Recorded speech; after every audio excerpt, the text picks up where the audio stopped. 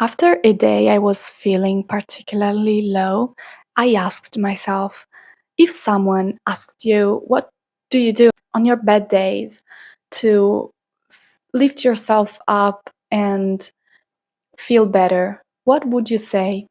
So I really reflected on that and on the things that make me feel more at peace and recover my joy, even in those moments when everything looks black and sad and with no exit. Important note, you shouldn't run away from your bad moments either.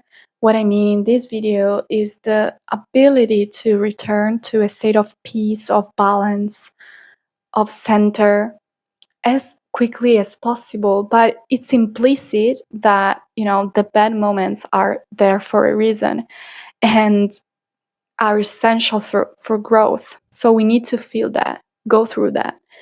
I'm not saying that we need to escape, that we need to, have no bad day. That is not what I mean in this video. What we want is to avoid settling into those situations without even trying to learn from them, and eventually find a solution. So that's the meaning of this video. And if you're suffering from depression state or some other mental illness, please talk about it with an expert, with a psychologist, psychiatrist, and someone who knows more than me. These are simply 5 things that help me feel better when I feel down, okay? The first one is move your body. Movement is scientifically proven to improve mood, reduce depressive symptoms, and also has strong mental as well as physical benefits to it. This isn't about, the famous 10,000 steps a day. It doesn't have to be that way. It doesn't even have to be going to the gym, okay? It's just doing something that you like. It can be yoga, Pilates, or any kind of sport, or simply going for a walk, or I don't know, putting some music in your room and just dance for 15 minutes. I don't know, something that help you shift your mood and steering up all the energy that had stayed stuck in the body, because energy feels stuck in the body and gets trapped there, gets stuck. And we need to shake it off, literally. We need to, free that energy inside of our body. We talk so much about the mind, but we don't realize that it's actually the body that stores all the energy and all the tension that we create in our mind. The second one is go out into nature. I will never stop saying this, but nature is so important. Nature is so fundamental in our life. We are natural beings. We are so deeply connected to nature, and we need to feed this connection. There are more and more studies on the importance of nature, not only for our health and oxygen and etc., but for our nervous system. The green color of nature puts the mind at ease, calms our thoughts, our running mind, our monkey, that crazy monkey, and lets us return to a normal flow of thinking and mental activity, which is not overstimulated, but it's simply normal, effective, and relaxed. Nature is alive and has a way to communicate with us and to transmit energy to us if we are sensitive enough to feel it, to connect with it, if we are not always in our mind. Plus, especially in summer, it lets us find a bit of coolness to escape, the heat of our cities. The third one is don't run away from what you feel. Stay inside that feeling. Stay inside that emotion, whether it's sadness, anger, or frustration. It's not comfortable. Yeah, of course, it's not. It would be more comfortable to just escape and do something else, or smoke, drink, do drugs.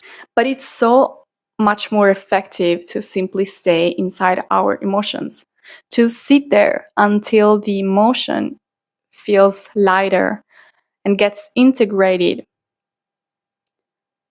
Don't try to escape by finding distractions. It doesn't always have to be very, like smoking, etc. But even small things are distractions sometimes.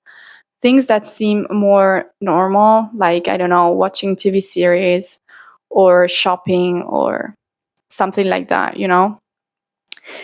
When an emotion isn't processed, those traces remain and act for us. It acts inside and outside of ourselves.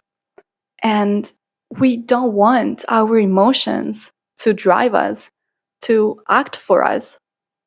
We want to be the one acting and enjoying life and speaking and talking to people from our deeper and more conscious self, not from our emotions that we haven't processed and solved. So find your own way to process emotions, because staying with it's as if a part of that emotion dissolves, and you can dig deeper inside yourself and discover the real reasons and causes behind why you feel that way. So often we only say, okay, it's just a bad day, I feel down, my life sucks.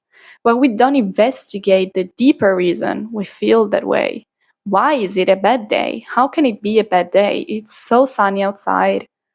It's so beautiful, it's so fresh, it's a cool day. We need to understand why we feel that way. If we manage to get in touch with that deep part of ourselves and of that emotion, we can greatly improve our experience without running from it. We become able to stay in those negative mental states for less time. Because if we procrastinate, if we, I don't know, find a distraction today, tomorrow, and so on, we will continue feeling in that way.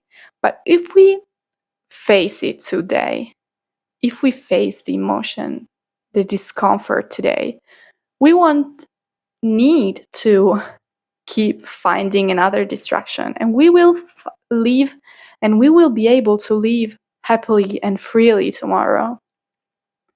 The fourth one is get close to the right people. We all know that we are social animals and we need people, we need relationships, we need connections. We crave connections. And I'm not saying simply going out, hanging out with 20 people. I'm saying finding that one person that really feels you, really connects with you, and understands you, and gets you, has your back. And that person that can simply give you a hug or a moment of closeness and support without even asking what's wrong. Simply understanding that you need a hug right now. You need a moment of presence, even in silence. And you can stay together in that, intimacy that is closeness, that is a true and deep connection. We don't necessarily need to go ask for advice. Even like a smile, a hug, as I said, a pure presence are enough. And that feeling that someone is there despite everything is essential for me. The fifth way is come back to the small things. This seems so easy to do, so granted.